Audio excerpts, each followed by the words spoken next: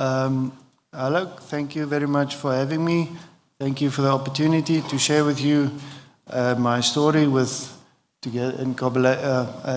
friendship and collaboration with Mtunzi and Tutela. My name is Marius Pienaar. I'm from the R, sheep farmer there.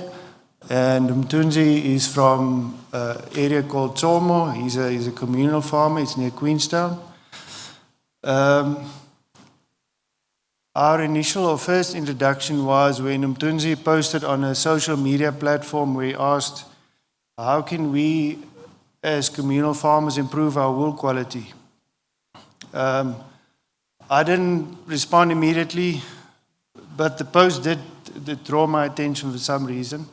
And I think I might even have left it for a day, 2 days even, before I was hoping someone else would respond. I eventually responded, and we soon realized that, we started talking, and we both soon realized that we don't have a good understanding of each other's environments or point of reference. And Mtunzi asked if he can come and visit me on my farm. To see how I farm. So that was a decision to make, to be honest.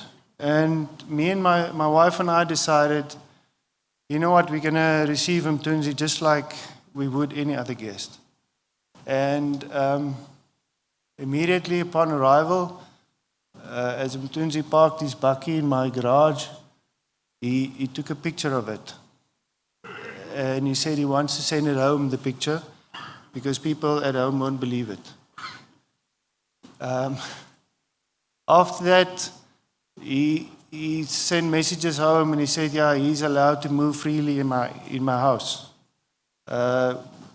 We took pictures of us sitting around a dinner table. He said he wants to send all this information home as people won't believe it.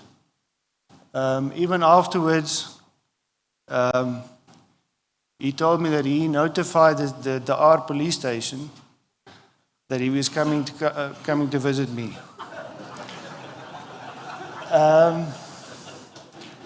He had his pistol in his bakkie. He wasn't sure whether he will be safe or not. So the small things mattered. And he spent a couple of days. I was busy sharing at the time, so there was enough things to do. And then later on, he invited me back to his home in his area. He organized a big event, big marquee tent, lots of people. And he asked me to be a guest speaker. There was a second occasion where he invited me to another area near Aditua, also communal area. Where also we asked me to be guest speaker.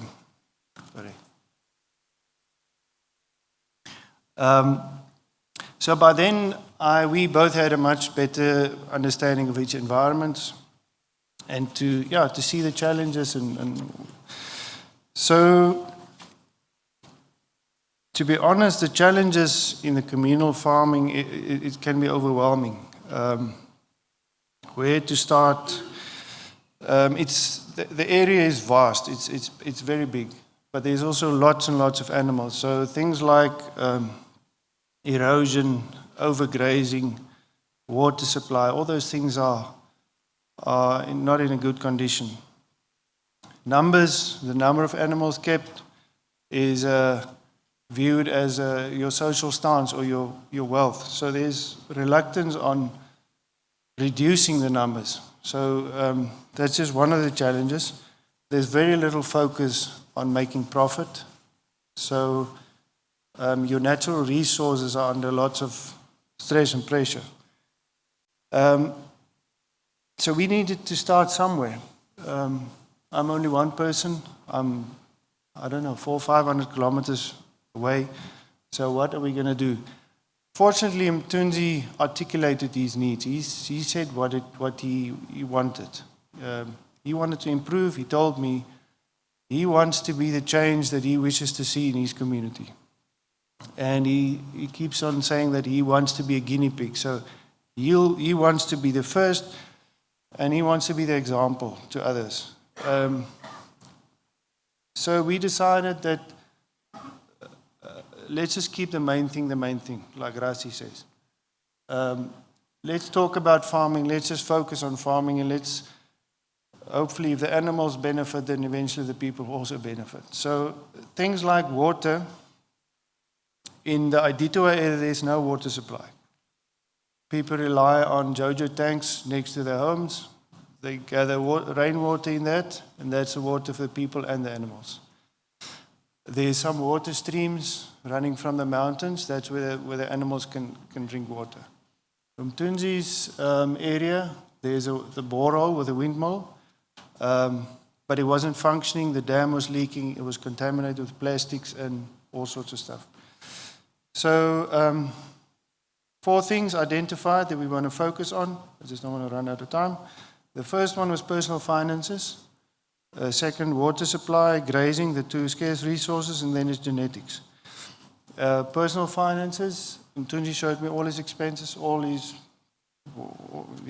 everything.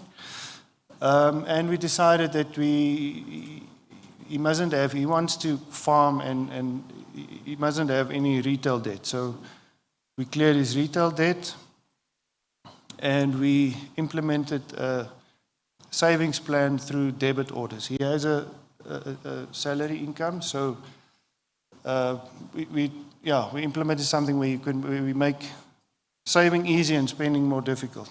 So we save through debit orders. His water supply, we fixed his windmill, and there's a woman in Queenstown who regularly comes out. He adopted the maintenance responsibility of the windmill. We laid pipelines to his house, and now he constructed the tank stands and all that, pipelines for his animals, ball valves, all those things. Grazing, I'll get to that. And then the genetics also is, the genetic material is, there's a lot of old, very old animals, mixed breeds, and you can just imagine. So what we decided and to do was to phase out non-productive animals, to try and shift from quantity to quality, and to introduce mating seasons, lambing seasons, and just try and produce more. So I'm going to read you a list of what I view as some of Mtunzi's achievements, I'd say.